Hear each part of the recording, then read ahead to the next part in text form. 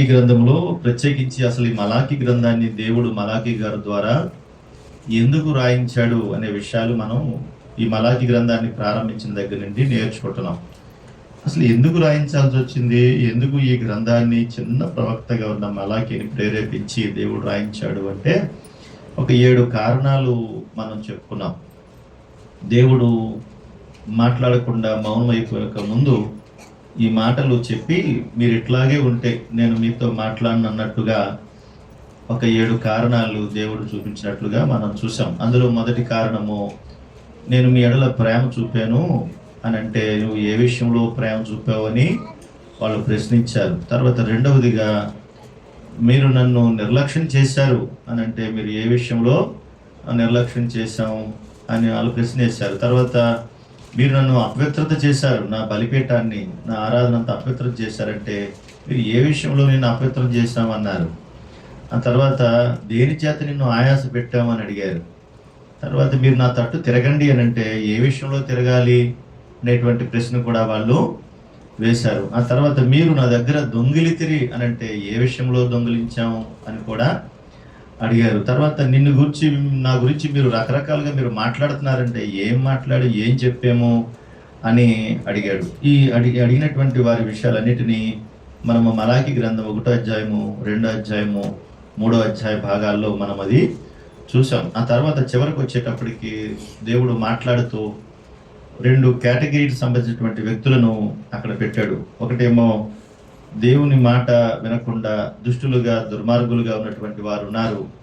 ఆ తర్వాత నీతి కలిగిన వారు, దేవుణ్ణి ప్రేమించినటువంటి వారు కూడా ఉన్నారు. వారందరూ నా సంపాద్యంగా నేను చేసుకుంటాను, అంతేకాకుండా వారిని జ్ఞాపకార్థంగా ఒక గ్రంథంలో నేను రాసుకుంటున్నాను అన్నట్టుగా ఆ మాటలు కూడా మనం వింటున్నాం. కనుక ఇవి మనం వింటున్నటువంటి సందర్భాలు ఇంతకు ముందు విన్నాం కూడా.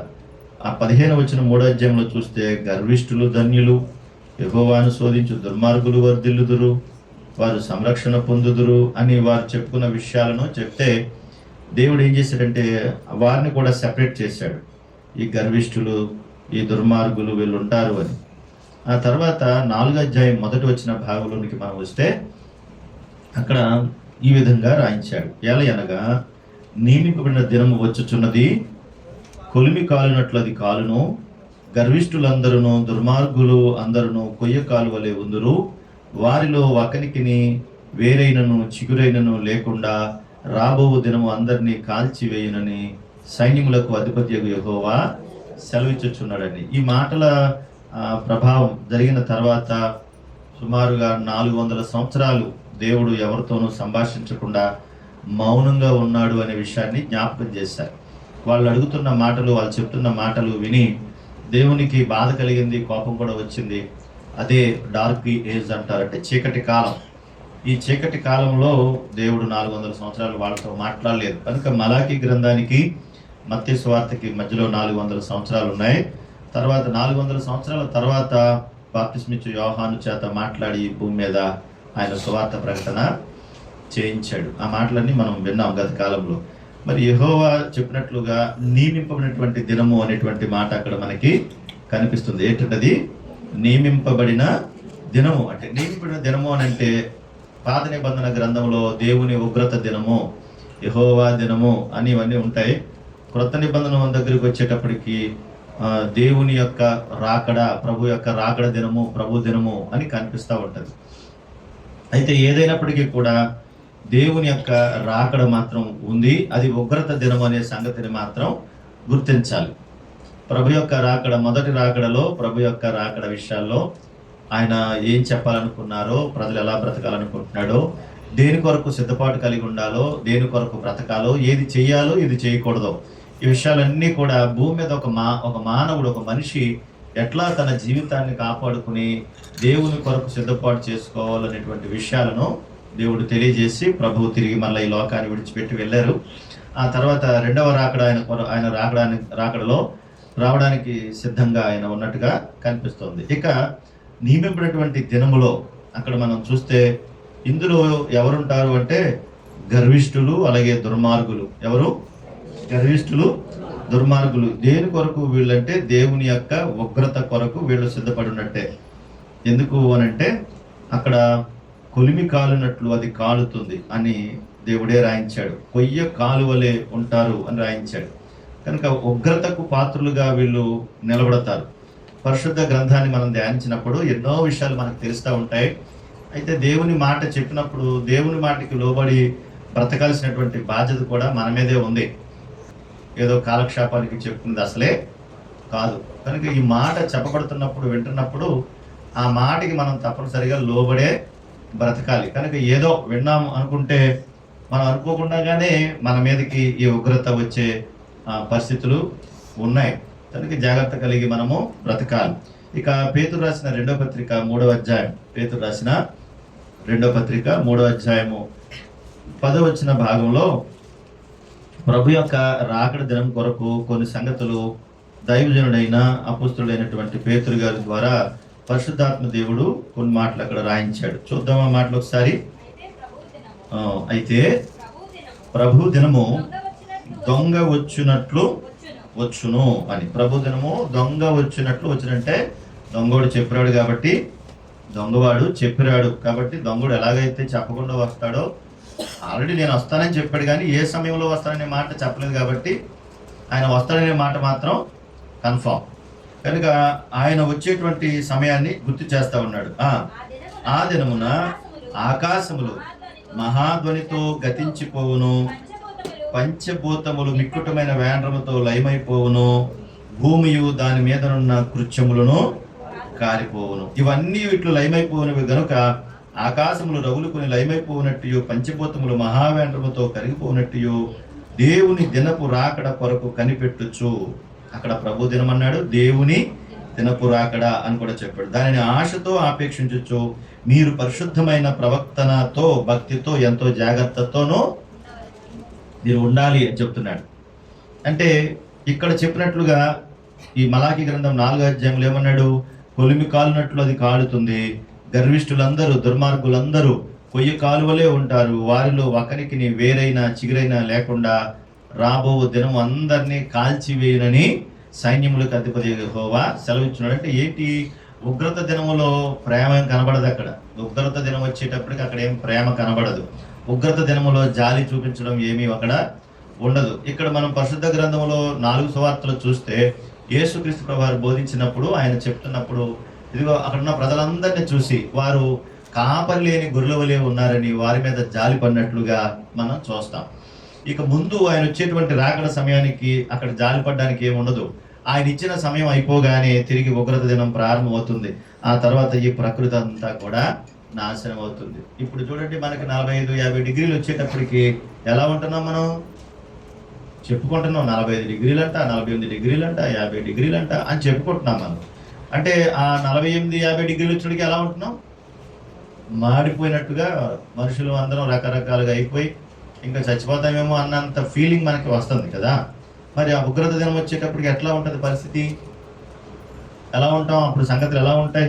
ఇవన్నీ కూడా వాళ్ళు ఎదుర్కోవాల్సి వస్తుంది. ఈ దుర్మార్గులు ఎవరైతే ఉన్నారో, ఈ దుష్టులు ఎవరైతే ఉన్నారో, ఈ గర్విష్ఠులు ఎవరైతే ఉన్నారో, దేవుని మాట ఎంత చెప్పినా వినకుండా అసలు వాళ్ళు ఆ మాట గురించి కానీ, ఆ వారి యొక్క ఆత్మ గురించి కానీ, వారి యొక్క రక్షణ గురించి కానీ అసలు ఏమాత్రం పట్టించుకోకుండా ఇంకా నేను ఎలా బ్రతికినా పర్వాలేదు అనుకుని బ్రతుకుతున్నారు. చూసారా? ఇలాంటి వాళ్ళందరూ కూడా ఈ ఉగ్రతలో చిక్కుకుంటారు. వారు మాడిపోతారు. అందులో అక్కడ కొలిమి కాలినట్లు కాలిపోతారు అన్నాడు. కొయ్య కాలువలు అంటే ఒక చెక్కలు ఎట్లాగైతే కాలిపోతాయో అవి మళ్ళీ అంటుకుంటే ఆరే పరిస్థితులు ఉండవు. అలా ఉంటుందన్నమాట వారి సంగతి. కనుక దేవుడు ప్రేమతో హెచ్చరించినప్పుడు ఇవన్నీ వినాలి. ఆ రోజున నేను ఇన్ని మాటలు మీకు చెప్తా ఉన్నాను, ఇన్ని ప్రశ్నలు మీరు నాకు వేశారు, వాటన్నిటికీ మీకు సమాధానం చెప్పాను. అయితే ఒక సందర్భం వస్తుంది, ఆ వచ్చే నాటికి ఇదిగో దుర్మార్గులు ఇలా ఉంటారు, దుష్టులు ఇలా ఉంటారు అని ముందుగానే మలాకి ద్వారా హెచ్చరిక చేస్తున్నాడు. ముందుగానే చెప్తున్నాడు. ఆయన దేవుడు గనక, ప్రభువు గనక ఆయన ఏదైనా చేసినా కూడా చెప్పే చేస్తాడు. ఆయన చెప్పకుండా ఏది చేయడు. ఆయన నోహ కాలంలో ముందుగా చెప్పాడా చెప్పలేదా? చెప్పాడా? ఇదిగో మీ మీదకి జలప్రలయం వస్తుంది, మీరు జాగ్రత్తగా ఉండండి, మీరు సిద్ధపడండి, మీరు రెడీ అవ్వండి అని చెప్పాడా చెప్పలేదా? చెప్పే కదా చేశాడు ఆయన. కానీ చెప్పకుండా ఏది చేయలేదు ఆయన. ఆఖరికి మనం యోనా గ్రంథంలో కూడా చూస్తాం. ఆ నినేవే పట్టణానికి వెళ్ళేటప్పటికి చెప్పాడా ఆయన చెప్పలేదా? ఇదిగో మీ మీదకి ఉగ్రత రాబోతుంది, మీరు అందరూ తగబడిపోతారు, మరి మీరు ఏం చేస్తారో అని చెప్పి కౌరు పంపించాడు. కౌరు పంపించగానే వాళ్ళందరూ ఏం చేశారు? వాళ్ళు ఉపవాసం ఉండి మారు మనసు పొంది, అయ్యా దేవా మేము చేసింది తప్పే, మమ్మల్ని మీరు క్షమించండి అని ప్రభు పాదాల మీద పడితే వెంటనే ఏం చేశాడు? దేవుడు ఏం చేశాడు? వాళ్ళందరినీ క్షమించి ఆ రాబోతున్నటువంటి ఉగ్రత నుండి వారికి విడుదలనిచ్చి వాళ్ళని రక్షించాడు. కనుక దేవుడు ఏదైనా చెప్పే చేస్తాడు, చెప్పకుండా చేయడు.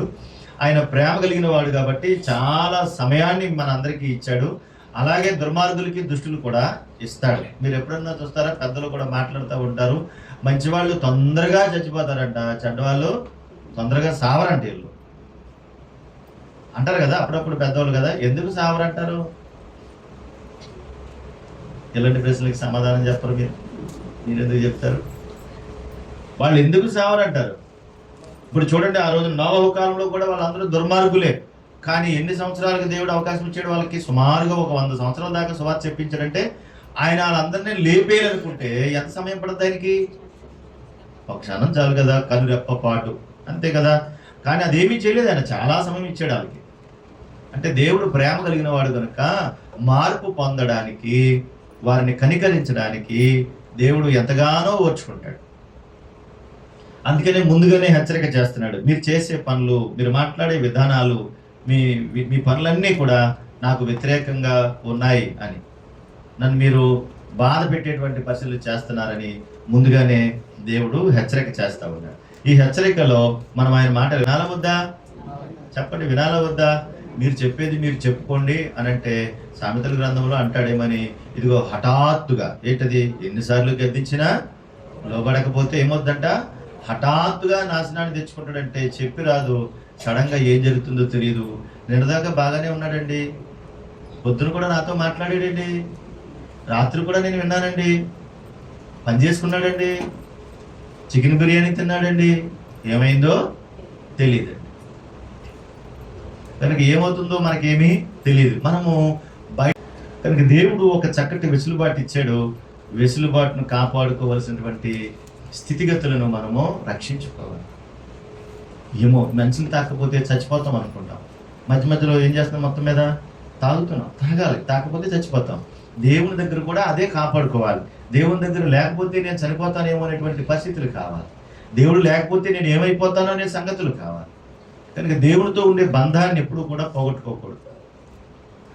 ఆయనతో కరెక్ట్గా మనం ఆ బంధాన్ని కొనసాగించగలిగితే మనుషులందరితో కూడా బాగుంటాం. ఎందుకో మనం దేవుని దగ్గరికి వచ్చినప్పటికీ ఆ చిన్న చూపు చూసేటువంటి పరిస్థితులు కనబడతా ఉన్నాయి. కనుక గర్విష్ఠులు ఉండరు అక్కడ, దుర్మార్గులు ఉండరు అక్కడ, కొలిమి కాలినట్టుగా కాలిపోతారు. ఈ పంచిపోతాలన్నీ కూడా లయమైపోతాయి. ఇవి ప్రభు రాకడ దినాలు. ఇది మర్చిపోకండి, మాట ఎప్పుడు మర్చిపోకండి. ఇవి ప్రభు రాకడ దినాలు, ఇవి ప్రభు రాకడ దినాలు, రోజులు. ఆయన రాకడ అతి దగ్గరగా ఉంది. అవన్నీ మన కళ్ళెదురుగుండా కనిపిస్తూ ఉన్నాయి. కనుక రాకడ దినాలను ఎదురుగుండా పెట్టుకుని నిర్లక్ష్యంగా ఉండి పర్వాలేదులే అని బతకడానికి ఏమీ లేదు ఇక్కడ. ఆ తర్వాత మరొక మాట కూడా మీకు జ్ఞాపకం చేస్తాను. చూడండి ఒకసారి, రోమాపత్రిక 2వ అధ్యాయంలో అపోస్తున్నటువంటి పౌలు గారి ద్వారా పరిశుద్ధాత్మ దేవుడు రాయించిన ఆ మాట కూడా ఒకసారి చూద్దాం. చూడండి, రోమాపత్రిక 2వ అధ్యాయము 1 వచ్చిన భాగం. తీర్చు మనుషుడా, నువ్వెవడవైనను సరే నిరుత్తుడమై ఉన్నావు. దేని విషయంలో ఎదుటివానికి నీవు తీర్పు తీర్చుచున్నావో దాని విషయంలో నీవే నేరస్తుడు అని తీర్పు తీర్చుకొనుచున్నావు. ఈ మాట ఎందుకు దేవుడు జ్ఞాపకం చేస్తాడు మనకనంటే, మనకున్నటువంటి ఆలోచన ఏంటి అంటే, మన వైపు ఎప్పుడు మనం చూసుకోము, ఇతరుల వైపు ఎలెత్తి చూపడానికి ఎప్పుడు సిద్ధంగా ఉంటాం, కానీ మన వైపు మనం చూసుకోవడానికి రెడీగా ఉండం. నేరం నాది కాదు, ఆకలి దండాడు అంటాడు ఎవడో. తప్పు చేసి ఒకరిని చంపాడు. ఎందుకు చంపారు అంటే, ఆకలేసింది కాబట్టి వాడిని చంపాను, కాబట్టి నేరం నాది కాదు, ఎవరిది? ఆకలేసింది కాబట్టి చంపాను, ఆకలైపోతాను చంపబోతుంది కదా, కాబట్టి నేరం ఆడది అన్నాడంట. అలాగే ఏంటంటే, మనము తప్పు చేసి మన వైపు మనం చూపించుకోం, ఎంతసేపు కూడా ఇతరుల వైపు చూపిస్తూ ఉంటాం. అంటే దేవుని ఉగ్రత మీదకి తెచ్చుకునేవారు, ప్రభు యొక్క రాకడ దినాన్ని గురించి నిర్లక్ష్యంగా ఉండేవారు. వాళ్ళ తప్పుడు ఎప్పుడు కూడా వాళ్ళు గమనించుకోవడానికి వాళ్ళ మనసు ఎప్పుడు సిద్ధంగా ఉండదు. వాళ్ళు ఎప్పుడు ఏమనుకుంటారంటే, నేను బాగానే ఉన్నాను అనుకుంటారు. అందరూ అలాగే అనుకుంటారు, నేను బాగానే ఉన్నానని అనుకుంటా. నిజంగా సాక్ష్యం పోదు కదా అక్కడ. కనుక ఆయన అంటాడు, కొలిమి కాలినట్టు కాలుతావు రే నువ్వు, నిన్ను కొలుములు వేసి కాలుతాను అంటాడు. కొయ్య కాలు కాల్చినట్టుగా కాలుతాను రా నిన్నే అంటాడు. మరి కాలిపోతావా? ఇక్కడ ఏదైనా నిప్పులు గుండంలాగా ఉండి ఎండలోనే చచ్చిపోతున్నావు, మళ్ళీ కావసాలు ఏంటి చచ్చిపోతున్నాం కదా అని నువ్వే అంటున్నావు. ఏంటని చెప్పను ఇలాగా. కనుక మన జీవిత దినాలు కొద్దిగానే ఉన్నాయి. ఎన్నున్నాయి?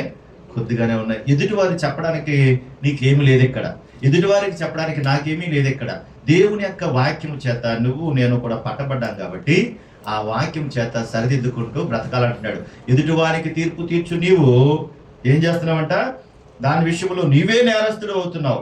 ఎలా అనగా తీర్పు తీర్చు నీవు అట్టి కార్యములనే నువ్వు చేస్తున్నావు. ఇవన్నీ చేయడం వల్ల నీకేంటి నష్టం అంటే 3వ వచనంలో, అట్టి కార్యములు చేయు వారికి తీర్పు తీర్చుచు వాటినే చేయుచున్న మనుష్యుడా, నీవు దేవుని తీర్పు తప్పించుకుందువని అనుకుందువా? నువ్వు అనుకుంటావా? దేవుని తీర్పు తప్పించుకుంటా నువ్వు అనుకుంటున్నావా అంటాడు. మనం ఏం చూడగానే ఆయన అన్నీ చూస్తారు కదండి. ఆయన తెల్ల ఏముందో మనకు తెలుస్తుందా? ఆయనకి అన్నీ తెలుసు. ఆయనకి అక్కడ అంటున్నాడు చూడండి, దేవుని అనుగ్రహము మారు మనసు పొందుటకు నిన్ను ప్రేరేపించుచున్నదని ఎరుగక ఆయన అనుగ్రహైశ్వర్యమును సహనమును దీర్ఘశాంతమును నీవు తృణీకరించదువా? ఎన్నాళ్ళు ఇలా తిరుగుతావు? ఎన్నాళ్ళు ఇలాగే బతుకుతావు? ఎన్నాళ్ళు ఇలాగే జీవిస్తావు? నీ బ్రతుకు నువ్వు మార్చుకోవా అని అంటున్నాడు. నీ కాఠిన్యమును మార్పు పొందని నీ హృదయమును అనుసరించి ఉగ్రత దినమందు అనగా దేవుని న్యాయమైన తీర్పు బయలుపరచబడు దినమందు నీకు నీవే ఉగ్రతను సమకూర్చుకుంటున్నావు. ఎవరో సమకూర్చట్లేదయ్యా, ఎవరో నిన్ను ఏలెత్తి చూపించట్లేదయ్యా, నీకు నువ్వే ఏలెత్తి చూపించుకుంటున్నావు.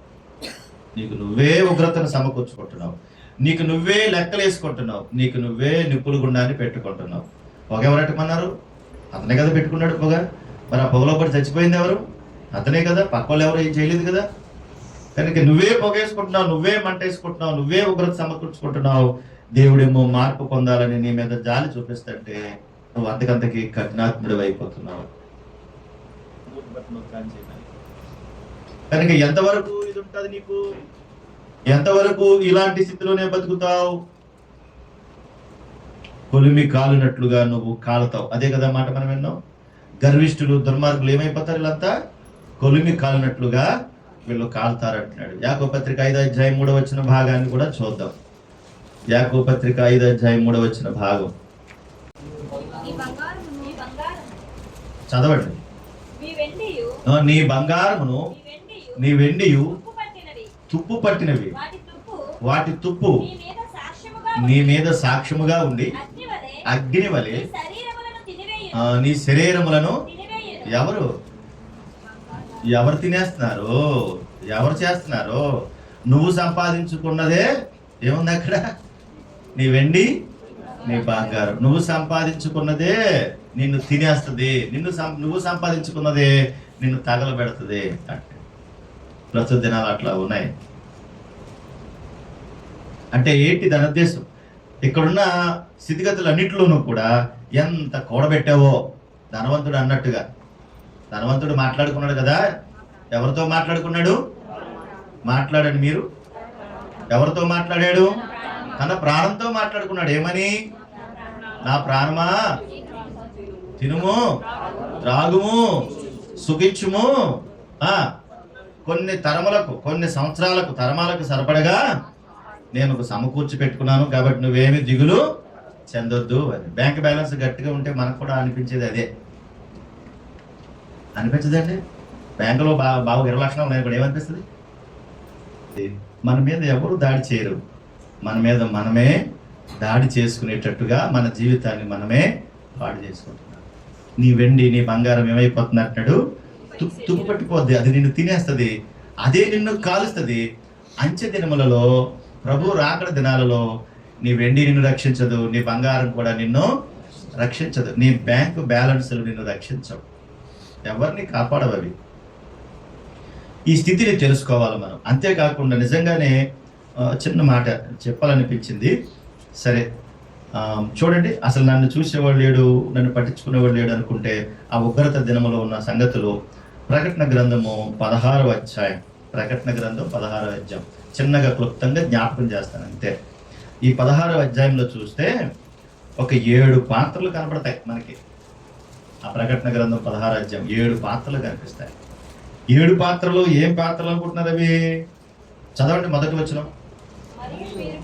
మరియు మీరు పోయి దేవుని కోపముతో నిండిన ఆ 7 పాత్రలు. ఏముందంట ఆ పాత్రలు నిండా? దేవుని కోపముతో నిండిన 7 పాత్రలు. ప్రేమతో కాదు, కోపంతో నిండిన 7 పాత్రలు. ఈ 7 పాత్రలు ఏంటంటే నాశనం చేయడానికే, బాగు చేయడానికి ఏం కాదు. అందులో మొదటి దోత వచ్చి ఆ 7 పాత్రలో ఒక పాత్ర కుమ్మరిస్తే ఏమవుతుంది, రెండో దోత చేస్తే ఏమవుతుంది, మూడో దోత వస్తే ఏమవుతుంది, ఇలాగ 7 దోతలు కూడా అవన్నీ కూడా నాశనం చేయడానికే తప్ప బాగు చేయడానికి కాదు. కనుక దేవుని ఉగ్రత దినములో భయంకరమైన సంగతులు జ్ఞాపకం ఉన్నాయి. అది యెహోవా దినము, ప్రభు దినము, నియమించినటువంటి దినము. ఈ దినములో ఉన్నప్పుడే ఏదైనా మార్పు పొంది సిద్ధపాటు కలగాలి, కానీ సిద్ధపడకపోతే మాత్రం ఇంకా అసలు ఏం చేసేది అక్కడ ఏమీ ఉండదు. ఆ రోజు దేవుని మాట ఏదన్నా. కనుక మనం ఎంత పరితపించినా దేవుని మాట దొరికే సంగతులు కనబడవు. ఆ రోజు ప్రస్తుత దినాలు అట్లా ఉన్నాయి. అందుకనే ఏ దినమున ఏమి సంభవించినో నీకు తెలియదు. ప్రభు చిత్తమైతే ఇది అది చేస్తామని యాకోబు గారే అంటాడు. కాబట్టి మనకేమీ తెలియదు, ఏం చేయడానికి లేదు. నేను పెద్ద ఉద్యోగం చేస్తాను, బాగా సంపాదిస్తానని ఉద్యోగానికి వెళ్ళిన తర్వాత 4 రోజుల్లోనే కనబడకుండా పోయిన వాళ్ళు ఎంతమంది ఉన్నారు.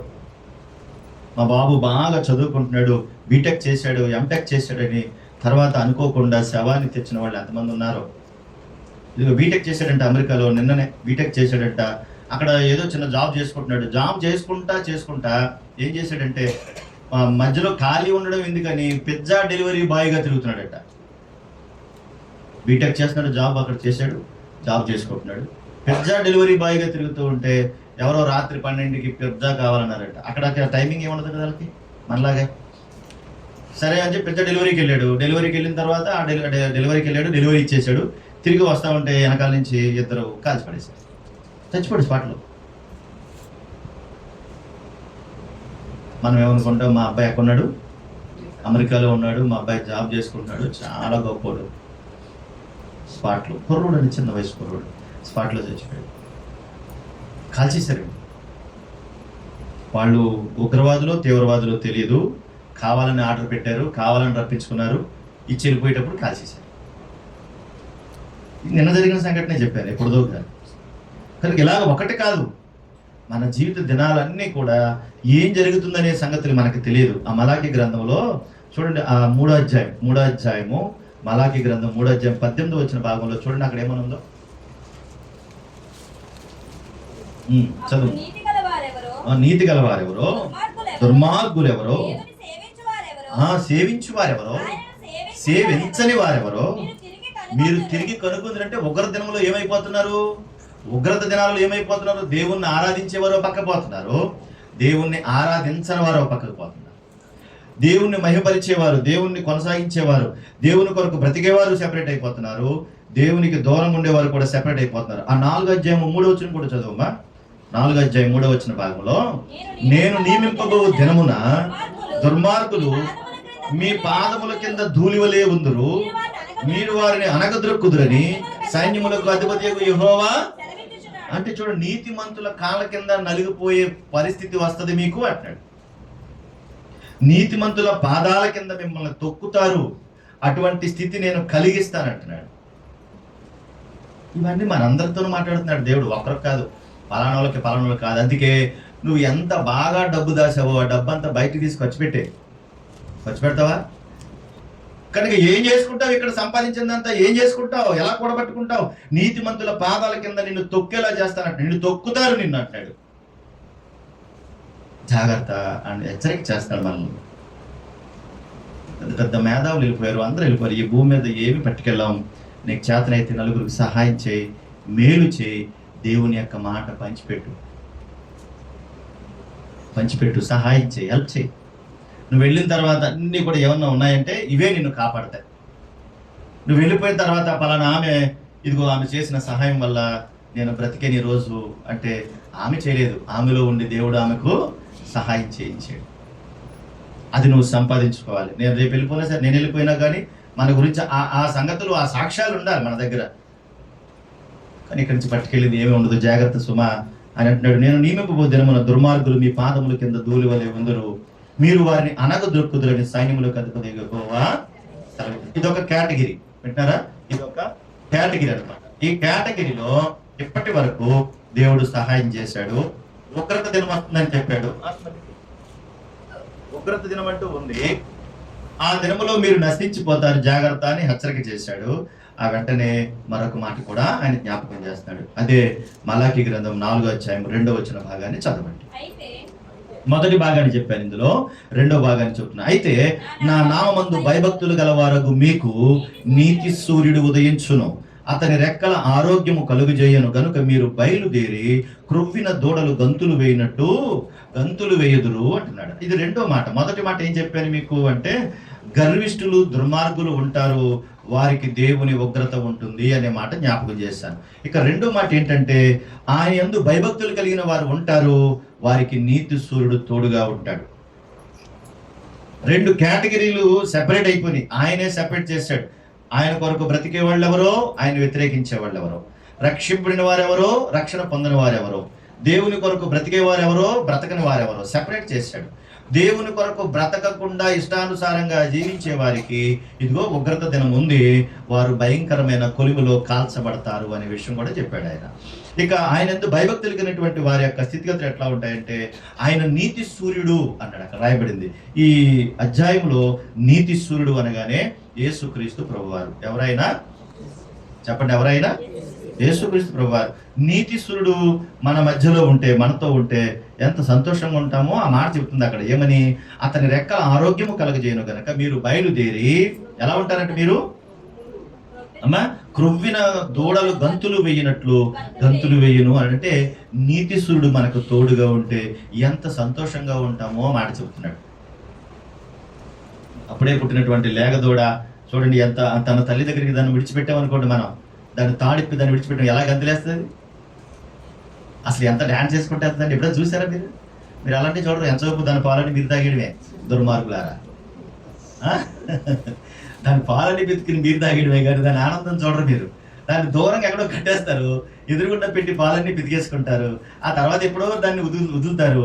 అది అక్కడి నుంచి ఎంత సంతోషంతో ఆనందంతో తన తల్లి దగ్గరకు వచ్చి ఆ పాలు తాగుతూ అది ఆ వయ్యారపు స్థితిని చూస్తే అది ఎంత సంతోషంగా ఉంటుందో. నీతి సూర్యుని రెక్కల కింద ఉంటే మీరు అట్లా ఉంటారంటే, మీరు అంత ఆనందంగా ఉంటారంటే, దానిని అలా పోల్చి మాట్లాడుతున్నాడు.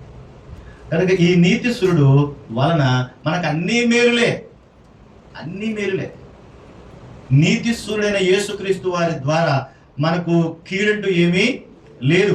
ఈయన మేలు చేసే దేవుడు, ఈయన రక్షించేవాడు. ఈ నీతి సూర్యుడు నీ దగ్గరుంటే నీకు ఎంత సంతోషంగా ఉంటావో నువ్వు, అది చెప్తున్నాడు ఆయన.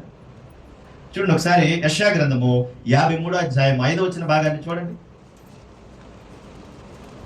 యెషయా గ్రంథము 53వ అధ్యాయము 5వ వచన భాగం.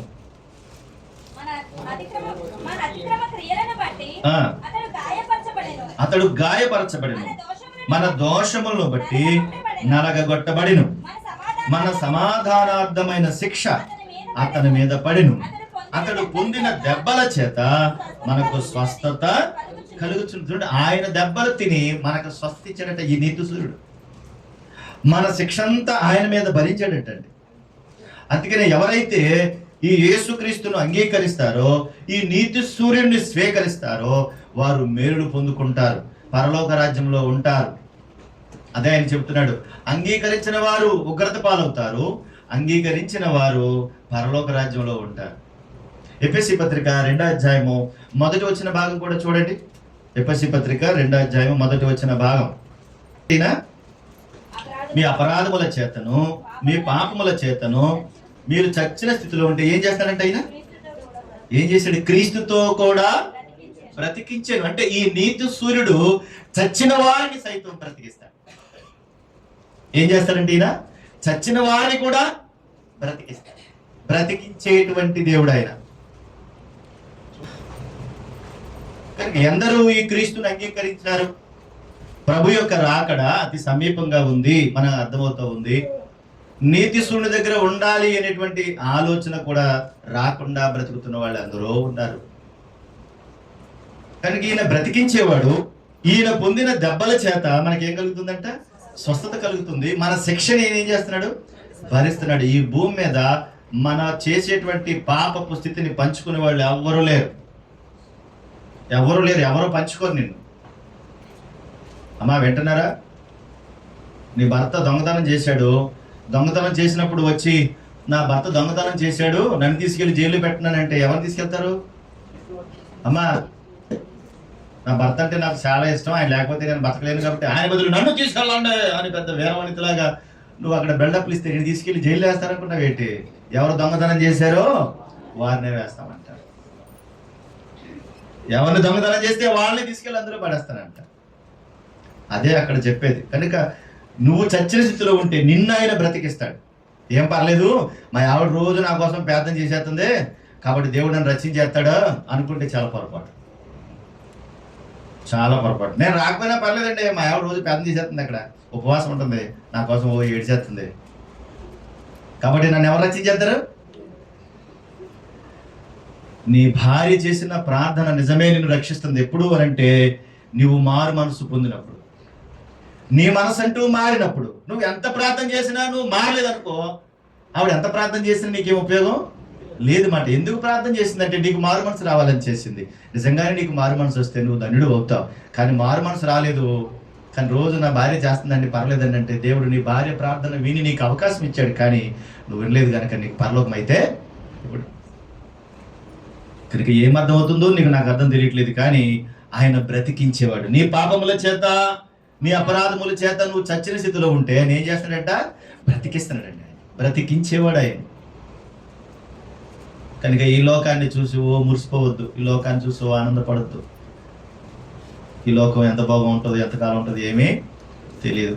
ఉంటుందండి, ఒక బాంబు పడైతే మన పని అయిపోద్దండి. నిన్న తనకు లేదో అంటుకుపోయిందంట, తెలిసిందో లేదో మనకి తెలదు కదా. మనకి ఏం తెలదు, ఎందుకు వెళ్తుంది? తణుకులు అంటించేసారు, నెయ్యి బ్యాటరీ అంటుకుందంట, మొత్తం తగలడిపోయింది మొత్తం. మన పక్కనే తనకి ఎంతవరకు అక్కడికి 20 కిలోమీటర్లు కదా. అక్కడి నుంచి ఎగురొచ్చి మన మంట మీద పడితే భాగ్యజ్యోతి గారు మీద పడినందుకు ఏమవుతుంది? ఇంట్లో బీరువాలు ఏమన్నా దాచారని చూడండి, అక్కడక్కడ దాచారా, రచ్చలు ఏమన్నా తగలడిపోతాయి, జాగ్రత్త.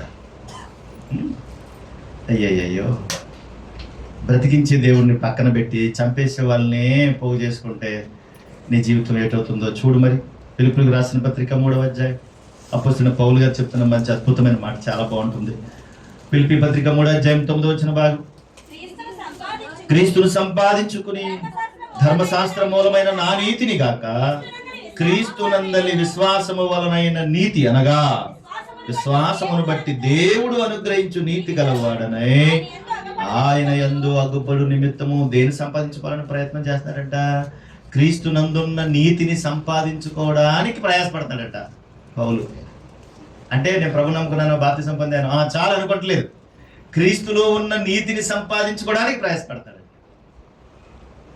అది మనం చేయాల్సినటువంటి పరిస్థితి. దానికోసం ఏం చేస్తాడంటే ఆయన చూడండి, అక్కడ ఉంది కదా, ఏ విధము చేతనైనను మృతులలో నుండి నాకు పునరుత్థానము కలగవలని. మృతులలో నుండి పునరుత్థానము కలగ. మృతులలోనంటే పెట్టారా? మృతులంటే చనిపోయిన వారిలో నుండి. పునరుత్థానం అంటే మరలా తిరిగి లేవడం. నేను చనిపోయినా కానీ మరలా ఏమవ్వాలి?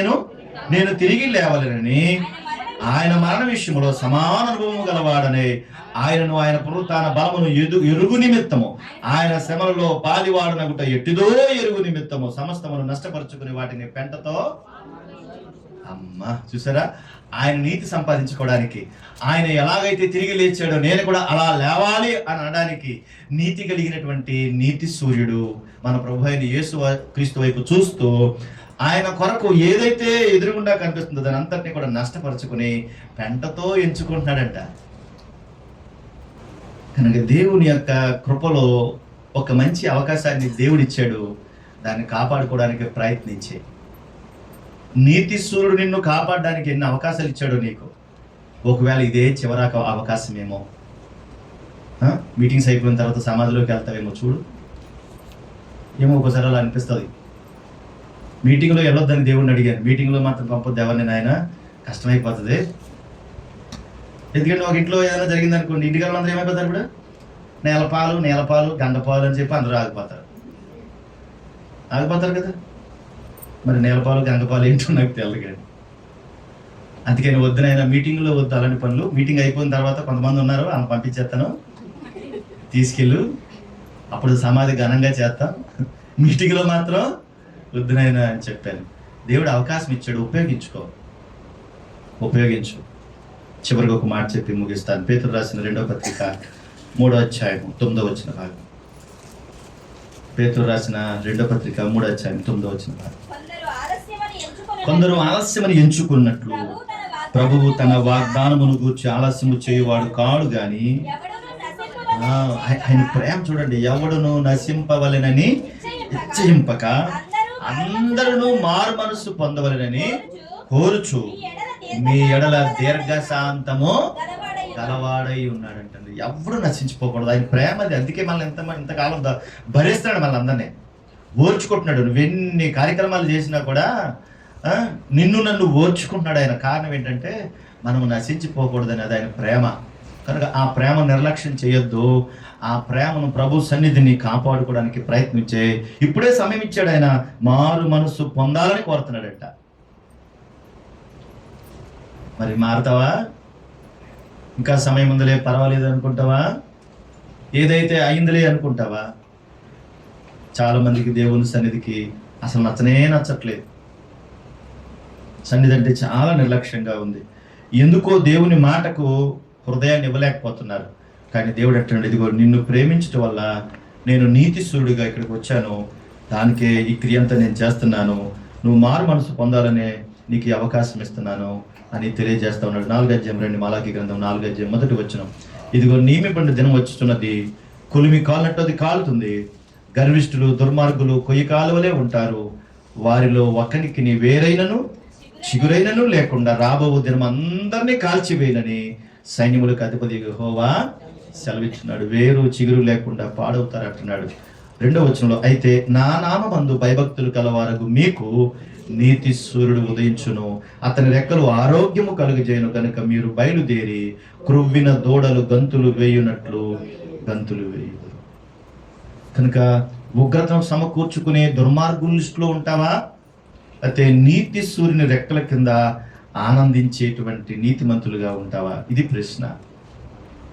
కనుక ఒక సమయం వస్తుంది, నీతి గల వాళ్ళెవరో, ఆయన సేవించేవారెవరో సెపరేట్ అయ్యేటువంటి పరిస్థితులు వస్తాయి. నువ్వు నేను కూడా ఆ నీతి సూర్యుని రెక్కల కింద ఉండాలని నేను కోరుకుంటున్నాను. అది నా ఆకాంక్ష. అందుకే ఈ ప్రయాస. దేవుడు తన కృప చేత మనం రక్షించునుగాక. ఆమేన్.